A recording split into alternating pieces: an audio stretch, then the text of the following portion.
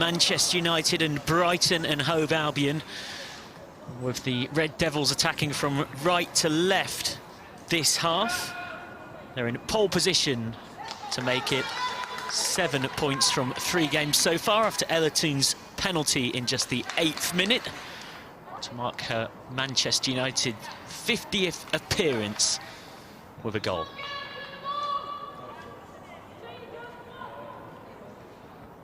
Brighton in their changed yellow and blue kit will be kicking from left to right as they look for a response.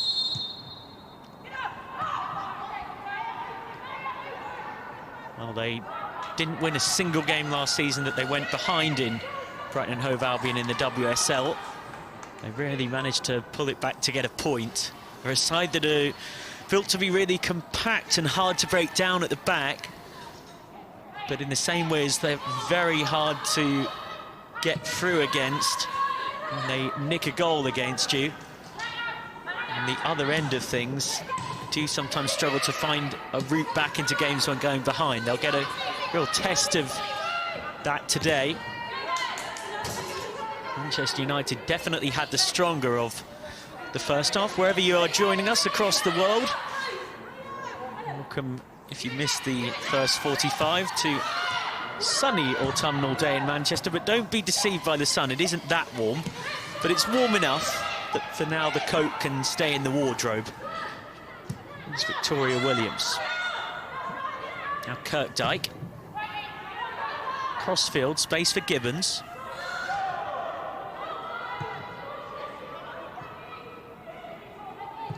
Williams forward once more. It's in the channel to be chased by Whelan, but can't do anything with that. Oh, Brighton and Hove Albion were seeking to keep 3 consecutive clean sheets for the first time ever in their WSL history, but that chance was wiped away in just the 8th minute when Ellerton's cross in the direction of the lady making her first start for Manchester United, Alessia Russo, the summer signing from North Carolina, was fouled by Maya Tizier, and Ellerton scored from the spot. Pass cut out. Russo gets enough on it to cause a bit of disruption, but the flag was up for offside against Russo. Tizier, good first time ball.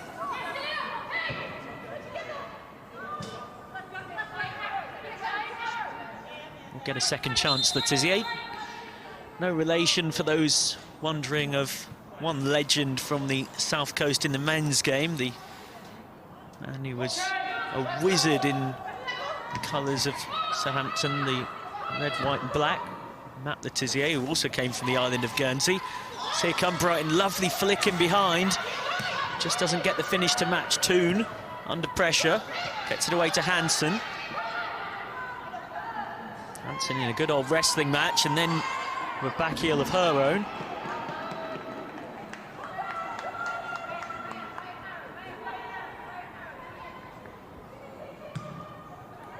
Little flick round the corner. Good intensity from the restart by Brighton.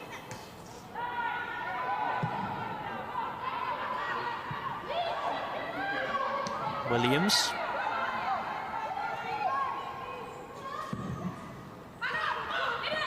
Walsh forward over the head of Tizier. Really good play from Kirsty Smith, and now Galton. Gronan. Toon. Slides it through again. Gronan. Good intricate move from Manchester United. Hansen trying to finish it. Needed saving by Walsh. Smith again, pressure still very much on. Toon fancies her luck. Started it too high and didn't get the curl on it she wanted. Russo really wanted the pass into her feet, but it never came for the forward. Well, they were the best of the rest last season outside of the impressive top 3. Chelsea, Manchester City and Arsenal. Chelsea winning the title on points per game. They actually managed 1 point less than Manchester City, but from One match fewer that they'd played, which was why they took the league, with being cancelled in March. We're now into a fresh season, of course. Brighton do have targets of their own. They ended up finishing 9th with 13 points from 16 games, which did just about keep them out of a relegation battle. Bristol City, Birmingham City and the relegated Liverpool all below them. Hope Powell's made it very clear we want to do a lot more than make up the numbers, was what she said coming into this season. It's asked about the WSL potentially being the best league in the world. She said for her it is not the best league in the world right now. It won't be until other teams are doing consistently well against the top 3 or 4 clubs, referring to that chasm that there has been between Chelsea, Manchester City, Arsenal and then everybody else. Extremities at one end of the table and the other. 3 teams all averaging around 2.5 points per game, and at the other end of the table, Brighton averaged below a point a game, which in a lot of leagues generally is enough to have you relegated, if not right down at the bottom. And yet, despite averaging well below a point a game, Brighton actually had 3 teams below them and ended up 9th from 12 sides. There's been a lot of talk about addressing that, and Hope Powell's openly spoken about how difficult this league is, competing with the clubs with greater financial resources, of which Manchester United definitely won. They're pressing for a second here, but Walsh gathers. Options on the bench in an attacking sense for Brighton. Rhianna Jarrett and Emily Simpkins would be 2 of the obvious ones.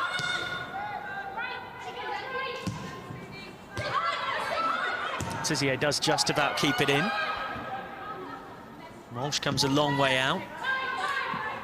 Can't really break through this high press, Brighton and Hove Albion. One chance they've had today came from a very direct piece of play. Free kick on halfway that the Tizier lumped into the 6-yard box. And it fell to Megan Connolly, who could only scoop the ball over the bar when she was only 4 or 5 yards out. Just lost her footing in swivelling and trying to turn it into the back of the net for 1-1.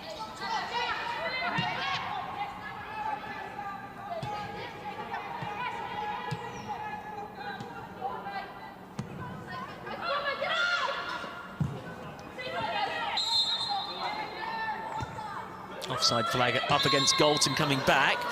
Well, Brighton wanted to take the free kick, but they wanted to take it inside the Manchester United half, which, when it's a free kick for an offside, is obviously not correct. Teams often like to nick a few yards on a free kick, but in that particular instance, you can't really get away with it. Gibbons will have the throw. Still right in this game, Brighton. Who takes one bad mistake from Manchester United, or one moment of brilliance. Good foot on it from Cargman.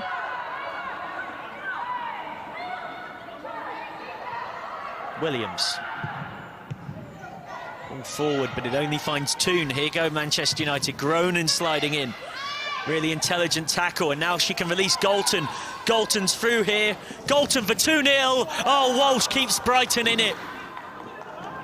A second goal might well have left the Seagulls dead and buried. But Megan Walsh, as she did so often in that clean sheet at Manchester City 3 weeks ago, saves her side. And Leah Galton is denied.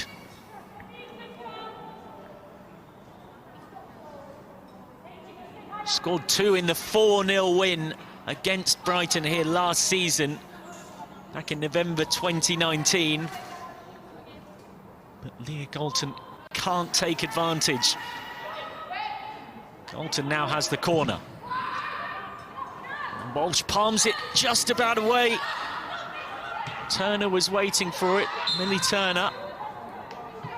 Now Brighton get the free kick. Brighton noticeably trying to play at a quicker tempo now. They're aware that time is just beginning to really become their enemy here. Had 10 minutes of this second half.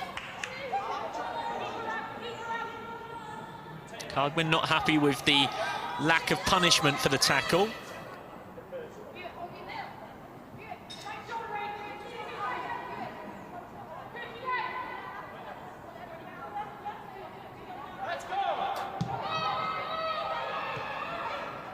We've had 2 yellow cards so far in this game, both for Brighton, Kaylee Green and Maya Letizier.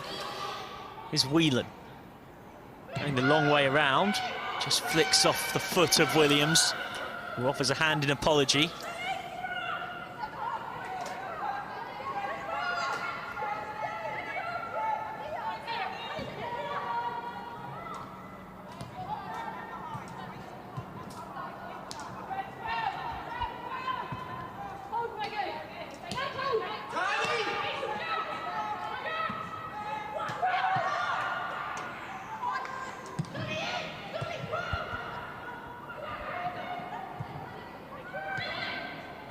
Good, calm, crisp passing from Manchester United, very aware that it's they who have the superior hand in this game.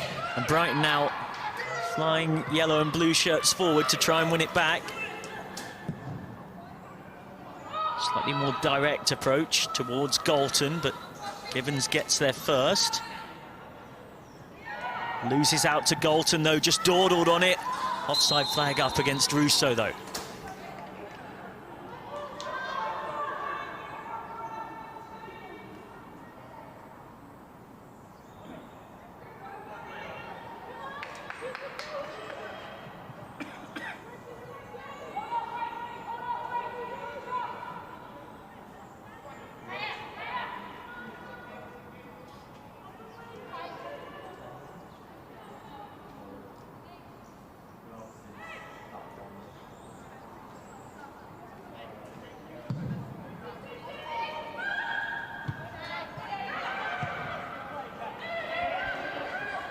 Chasing that elusive second goal here, Manchester United. And too much on the chip, trying to catch Walsh out. But right now, it looks far more likely the Red Devils will score a second than that Brighton will find an equaliser. They still need that nerve-settling second goal. Williams. Tizier flicks it on. Whelan. Who's touched by O'Sullivan. Done well to keep it there, Brighton. Good hustle. Too much on the pass.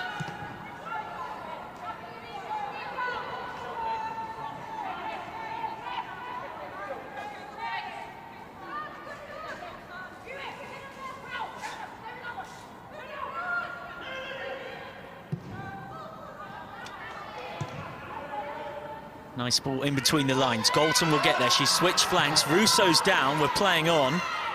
Russo furious. She didn't get a decision her way there. Gibbons up the line.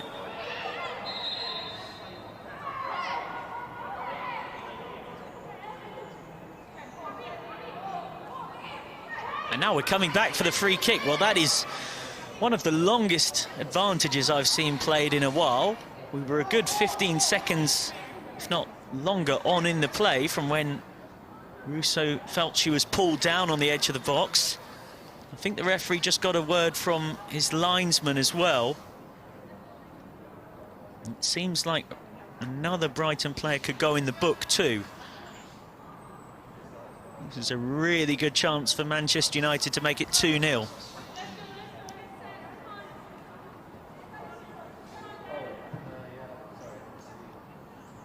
The only thing they might be the tiniest bit unhappy about here is that it's so close to the D. In fact, it's right just outside it is the mark being given. Teams taking a free kick would almost rather it be further out, so they've got more room to get the ball up and over the wall, but then back down underneath the crossbar. So in that case, a low daisy cutter might be a thing, and there's 2 Manchester United players in there trying to create space. Jackie Groenen is over it, wearing 14, as is Alessia Russo on her first Manchester United start. This would be a great way for her to mark it. Walsh setting up her wall. Groenen leaves it for Russo. It is a low skidder, as I speculated it might be. And Brighton's wall were clearly told not to jump, and that was a wise decision.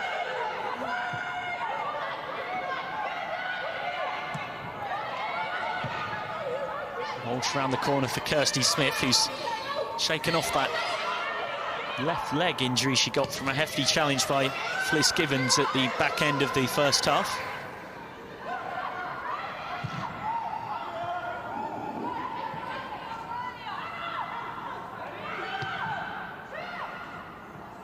Well, that just sums up what we've seen from Brighton going forward. 3 or 4 good passes. And then too much on the one from Whelan that was meant for Felicity Gibbons, who can't keep it in play.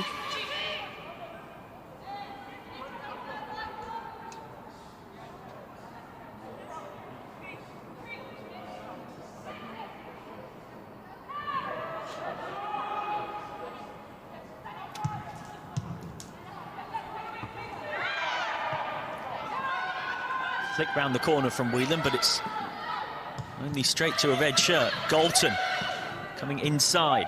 Toon releases Hansen. She's got loads of options. Goes herself, though, on her left. And just couldn't keep it down. It bobbled up just before she hit it. And then went skyward off her left boot. Manchester United missing more good chances in pursuit of this second goal. Galton through one-on-one was the best one, but this was also a very decent opportunity that is spurned.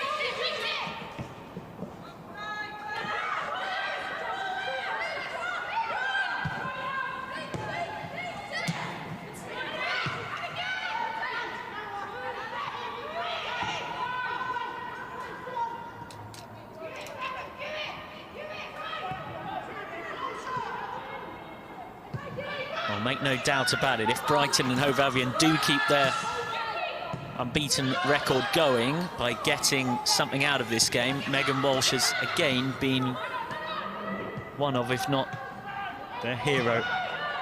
Quite brilliant save coming out to deny Galton in that one-on-one, and she might be needed again here, just too much on that though.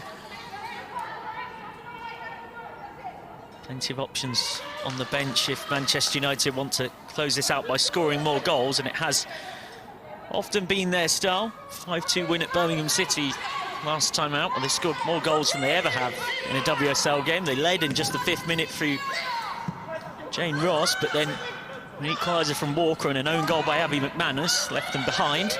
Katie Zellem made it 2-2 before the half-time break, and they scored 3 unanswered goals in the second half. Ella Toon soon after the restart, and then a brace from Kirsty Hansen made completely sure of the points.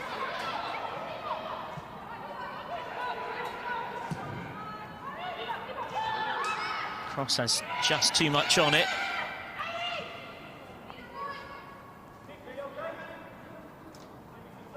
Mary Earps in no rush to get us back underway, and that's because she's clutching the back of her left leg. This is definitely not what Manchester United would want. A problem to their undoubted #1 goalkeeper and England international as well, who has made such a big impression on all and sundry on the red side of Manchester since joining 15 months or so ago. Up next for Manchester United after this, they've got Liverpool away on Wednesday in the Conti Cup. The next WSL game is Tottenham Hotspur away next Saturday, the 10th of October. Could be a case of Alex Morgan versus her US Women's National Team teammates, Kristen Press and Tobin Heath, who are both, of course, on the bench right now for Manchester United. And on Sunday, the 18th of October, the Red Devils have a 3rd away game in a row across all competitions. West Ham United away. They're finally back here at Leeds Sports Village on the 6th of November for Arsenal at home. First of back-to-back WSL home games. Pardon me, that's the 8th of November, not the 6th. And then the following Sunday, the 15th of November, it's Manchester City at home in the Manchester Derby. And then December brings the Red Devils away matches against Aston Villa and Reading in the first 2 weekends of the month, before finishing off before the Christmas break with Bristol City at home. As for Brighton, well, next Wednesday they've got West Ham United at home in the WSL Cup. And then next Sunday, the 11th, we've got another tough game, home against Arsenal. We're looking to make it 3 wins from 3 today in the WSL, hosting Bristol City. And then October for Brighton finishes off with an away trip to Everton, who, of course, 3 wins from 3 themselves after that 6-0 win against Aston Villa yesterday. Willie Kirk's women, I should say, flying up the table. Currently top of it. And then Brighton start off November with a trip to Charlton Athletic in the Cup. Kirsty Smith. Now Gronin. Jackie Gronin, always a more than handy player to have in your squad. Someone who, of course, once upon a time scored the winning goal in a World Cup semi-final. One of a raft of signings Manchester United made when first being promoted to the WSL to help them make the step up, and certainly did make that step up, comfortably staying up, and now their eyes on the top 3 in Champions League qualification. Is Walsh. Still haven't seen either side use their bench yet. Don't imagine it will be too long until that changes.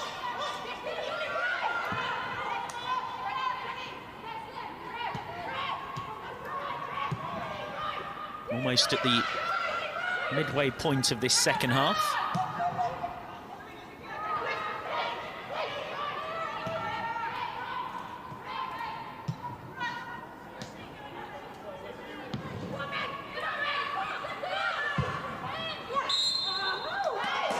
Galton caught offside, and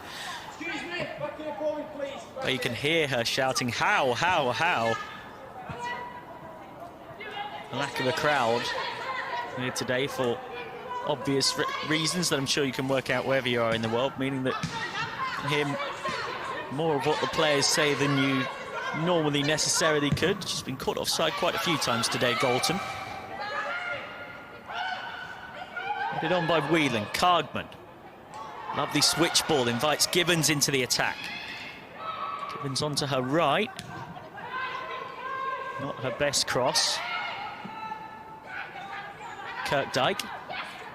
Etizier. Williams helps it on. Lucy Staniforth has just come on for Manchester United, making her debut after joining from Birmingham City in the summer. The midfielder who offers a lot of technical ability in that central midfield role. You can see her there in the centre of your picture wearing number 37.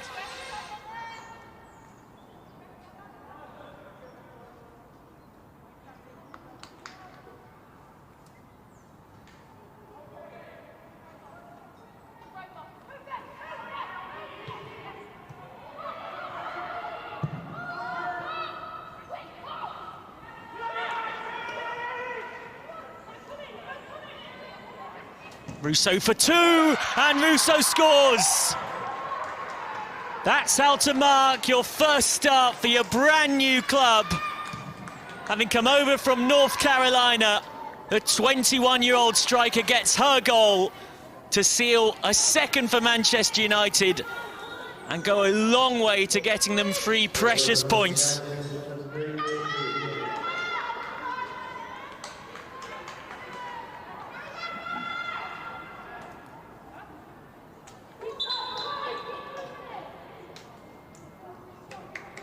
Well, for a side not used to coming from behind, it is a real mountain to climb. 2-0 down now, Brighton and Hove Albion. Hands on hips in frustration for them.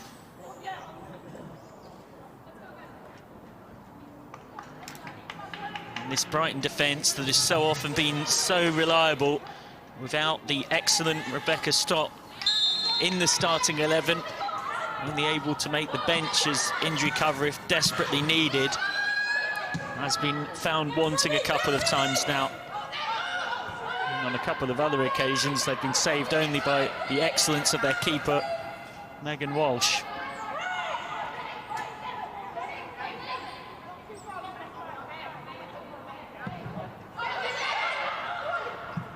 Lucy Staniforth coming on right before that second goal.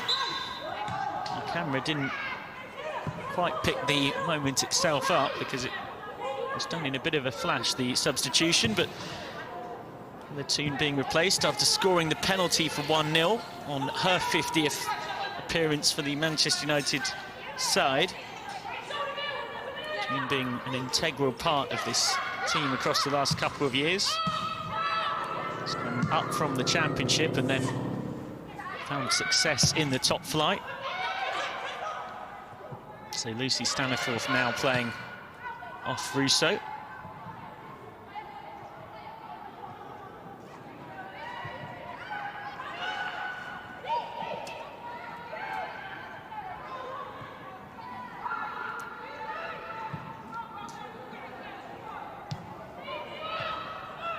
No foul. Gibbons helps it on. Got to go for it now, Brighton.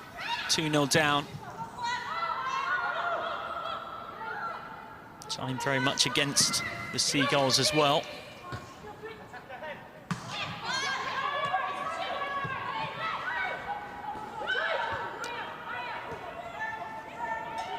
Now here goes Tobin Heath, having just come on. His first touches in a Manchester United shirt are very good ones. You'd expect nothing less for a player of her stature. Tobin Heath, for those who are unfamiliar. Someone who doesn't need too much of an introduction, but we'll give her it anyway. A couple of years at PSG, 7 years at the Portland Thorns, the top sides in the American system. Just the 168 caps for the USA, 2 World Cup wins, 2 Olympic gold medals. 32-year-old winger, a real asset to this Manchester United side, and in those gold and yellow boots, you're definitely not going to miss her either. She's come on for Leah Galton. In fact, pardon me, she's come on for Kirsty Hansen. As they chase a third goal, which really would kill this game off.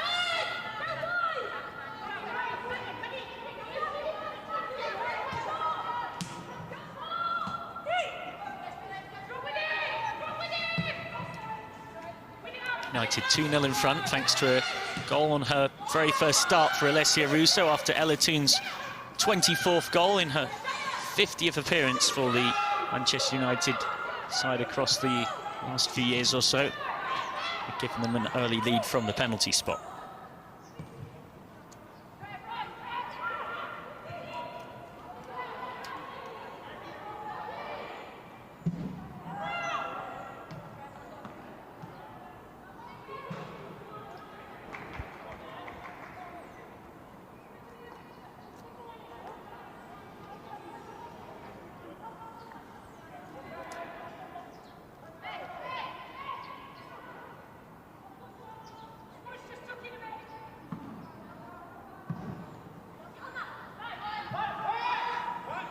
At the feet of Walsh, who has been an excellent shot stopper, but sometimes being a touch questionable with the ball at her feet. Whelan appealing for a foul, nothing given. Trying to get the ball in behind, it's hit the arm of Millie Turner.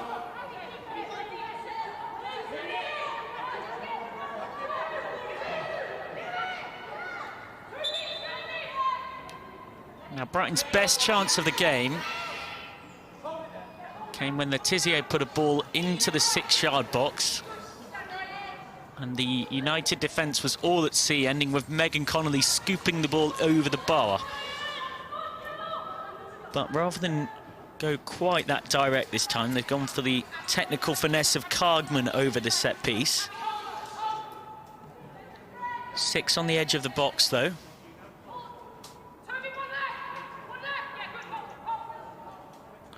As Brighton make a quick change before the set piece, it looks to be Aileen Whelan who's trotted off.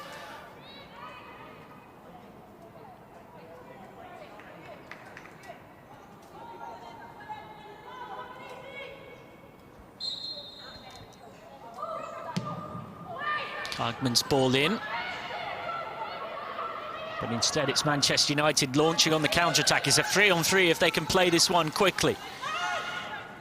Rousseau, who's already scored once. Heath. On a debut, trying to make room for the shot. Deflected to that far post and somehow wide. Galton can't divert it in. A magnificent right hand on it from Megan Walsh. Scrambling across to that far post and then scrambling back to keep it out.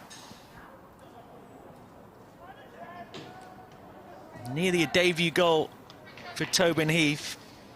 And then nearly a goal for Leah Galton, who's had a one-on-one already in this half. They'll want to bury this game if they can, Manchester United. They've gone a long way towards doing so with that excellent solo goal from Rousseau.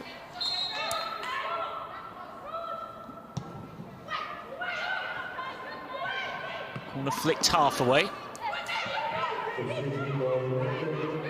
Kirsty Smith goes safety first. Nessa Rousseau withdrawn just after scoring that second goal.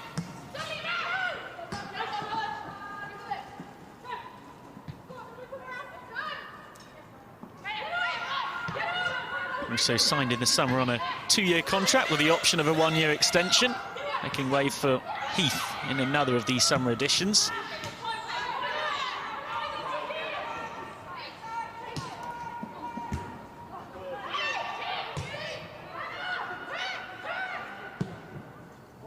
Now, can Brighton find one back just to give us a tense finish?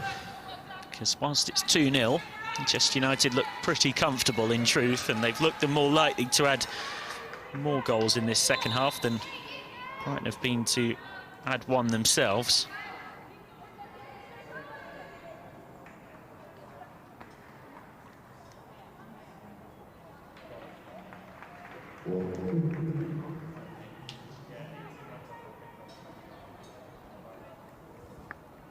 "13 minutes or so left. And Brighton making a second change. So they try and get back into this game. Using their bench to try and affect the game, Hope Powell.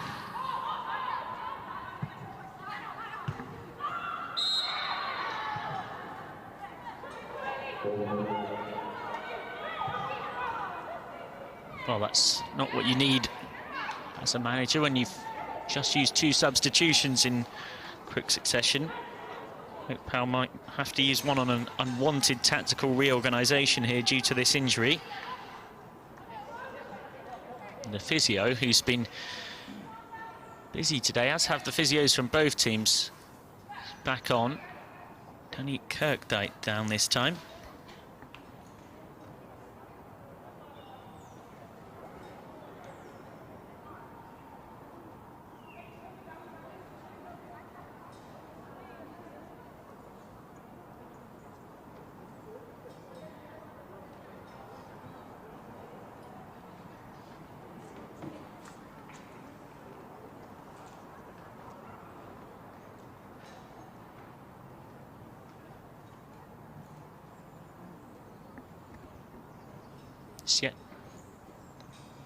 Yet another injury delay in a match that has had plenty of them. Remember, of course, that you can catch all of the matches across the WSL this season, live and for free on the WSL player. Just got to get yourself signed up, which is a doddle, nothing too strenuous. WSL only growing as each season passes, and it's fantastic to have your company.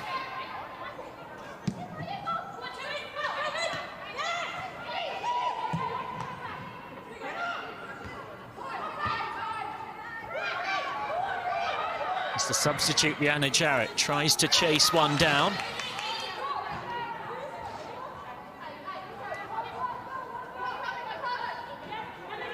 Jarrett still yet to get a touch of the ball since coming on a few minutes ago.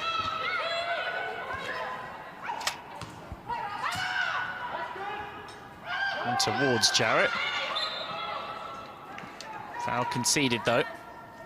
Apart from fleeting moments, they've really struggled to test Mary Earps in the Manchester United goal, this Brighton side. Can be quite goal-shy. Managed just 11 goals in 16 matches last season.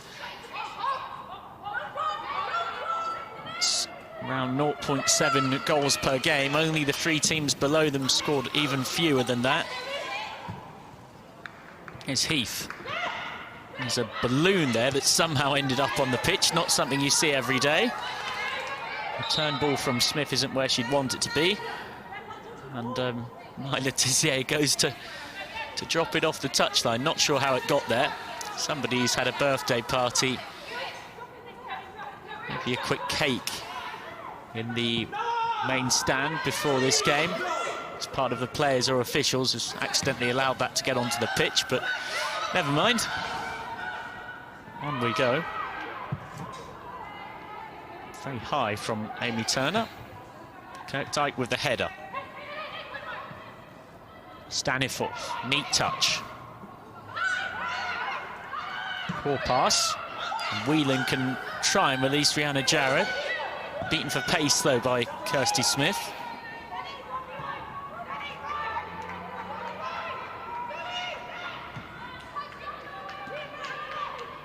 Ups, goes short.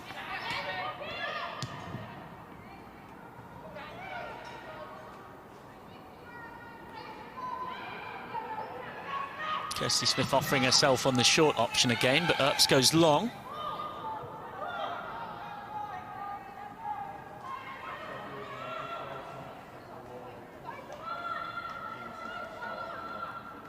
Changes starting to be made by both sides. Kristen Press, pardon me, on for her Manchester United debut. So all 3 debutants getting on today. Lucy Staniforth, Tobin Heath and Kristen Press.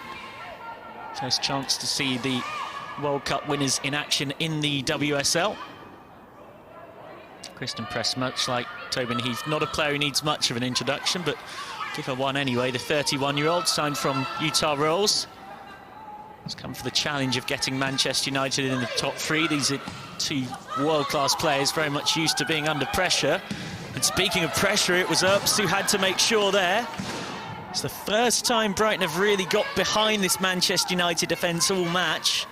Rihanna Jarrett was through, but Earps was really quick off her line. That's something the keeper does very well.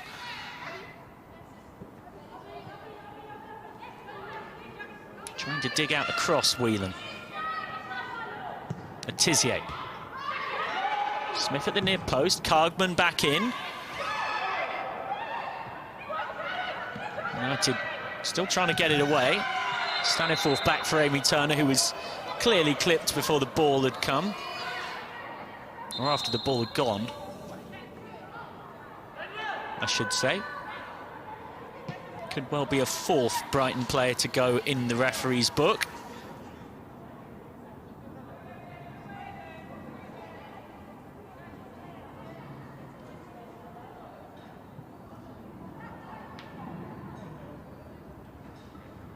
Well, in fact, I make it to be Kaylee Green who's being spoken to, and she, of course, was booked right on the half-time whistle just beforehand for that late tackle on Kirsty Smith.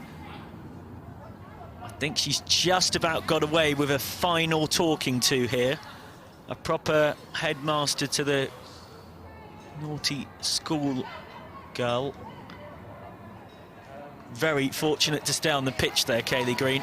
It was a late tackle, and that's why the Manchester United players were surrounding the referee, trying to pressure him to reach for that 2nd yellow card that, of course, brings about the end of her day's work.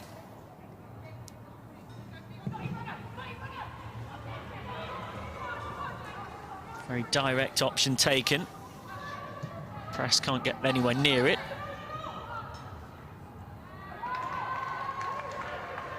Of course, 4 substitutes allowed now in WSL matches. Partially because of the coronavirus era, the adjustments made to the rules in that sense. United used all of those 4 subs in the 5-2 win against Birmingham, and they've not been afraid to make changes again today. Kristen Press and Jane Ross coming on just moments ago for Kirsty Hansen and Leah Galton. Double change down the flanks. Now here's Jarrett. He's got options arriving. Still going, Jarrett. That's a really good tackle from Abby McManus. Jarrett gets a second chance. Gibbons.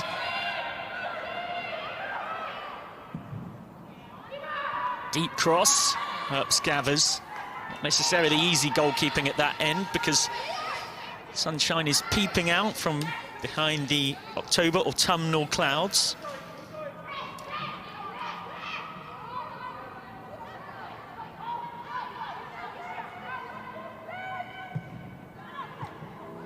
Well, they might only have 5 players on the bench at the moment due to a bit of an injury crisis causing lack of availability, and also Katie Zellen recovering from having coronavirus, but definitely don't lack attacking options, Manchester United. Tobin Heath, Kristen Press and Jane Ross all coming on today, as well as Lucy Staniforth as well. Don't forget her.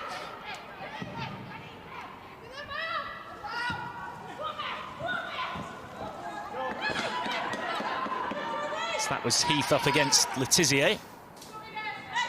Brighton get the throw.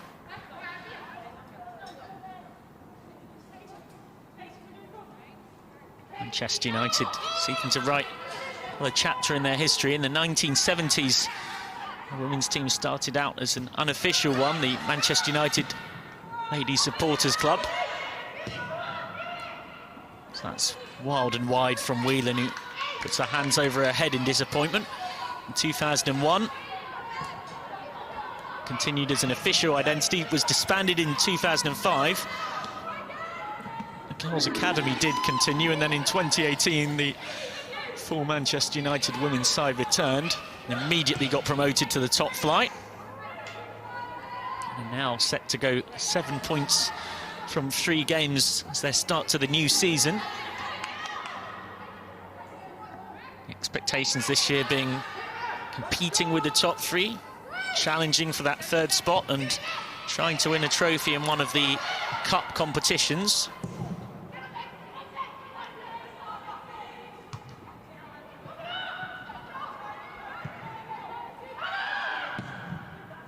Forward by Kirkdyke, lost by Jarrett.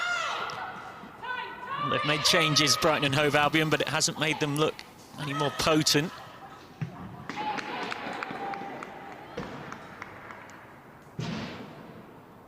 Got to find a goal very, very soon if they're to force an unlikely result here.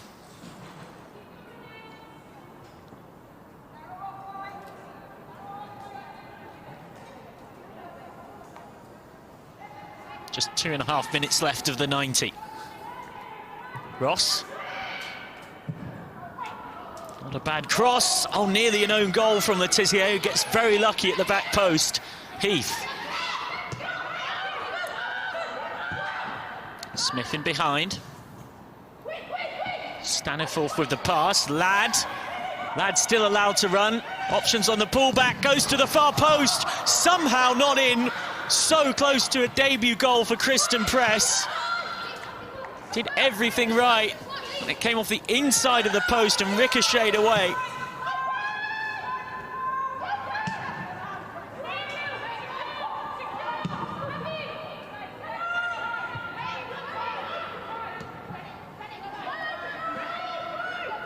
It's the first defeat of the season for Brighton and Hove Albion looming.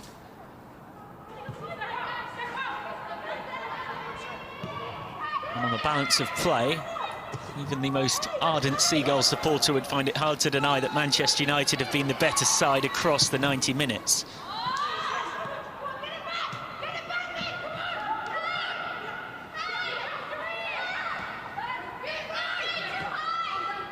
Now Heath. Always handy, of course, when you're Manchester United to have 2 players with 299 caps between them for the US Women's National Team, the undoubted #1 force in women's football, available to come on from the bench. That's strength in depth for you, and one would imagine that as they adopt to English football and work their way into what Casey Stoney wants from them in this system, that they'll the regular fixes in the starting 11.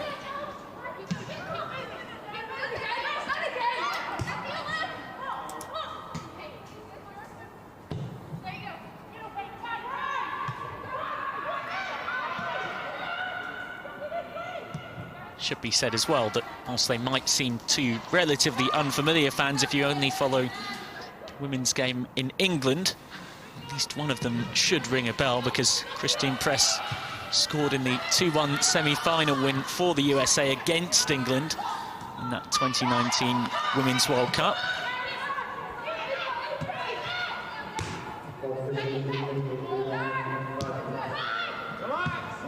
Into additional time at the end of this game. And this new look front attacking combination for Manchester United starting to build an understanding with each other. It's another booking for Brighton and Hove Albion, this time to Danique Kirkdijk. And what we've seen today suggests that whilst Brighton and Hove Albion have made a more than creditable start to the new season, they do still have a same problem carrying over from the previous one, which is they find chasing games very difficult. Curling cross towards that far post, and it's in.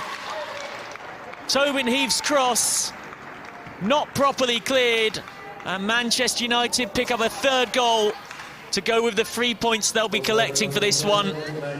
Jane Ross with it in the right place at the right time to score, and it's the Red Devils who lead 3-0. Not a moment Megan Walsh will want to remember. She's had such a good start between the sticks for Brighton this season, but just flapped at the cross. And Jane Ross did exactly what any good striker should do, following in. And it's an assist for Tobin Heath on her debut. So it would put Manchester United, if things stay as they are now, onto +6 goal difference, with 9 scored and 3 conceded. Brighton's goal difference would go from +2 down to -3.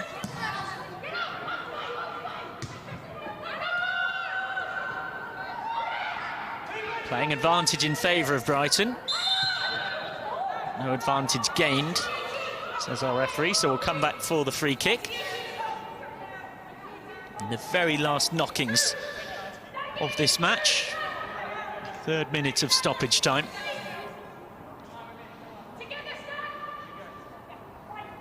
Can Brighton grab a consolation goal?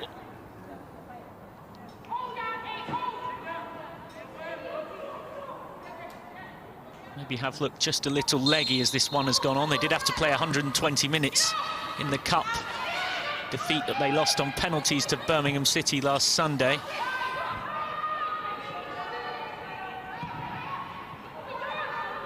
First time ball in behind, but too much on it.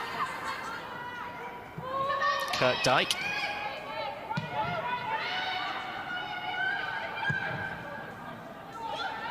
Crossfield ball for Gibbons. Beaten to it by Amy Turner. And the flag was up as well.